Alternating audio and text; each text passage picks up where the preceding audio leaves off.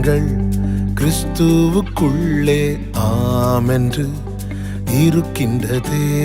வாக்கு தத்தங்கள் நம் இயேசுவுக்குள்ளே ஆமென் என்றும் இருக்கின்றதே.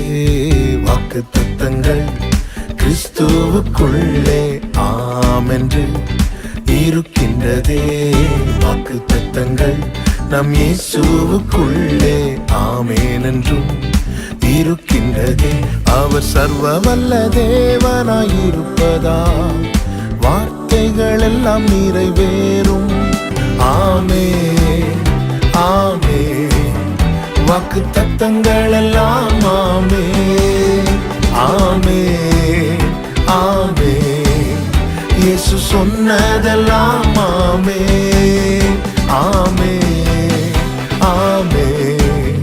வாக்கு தத்தங்கள் எல்லாம் ஆமென்.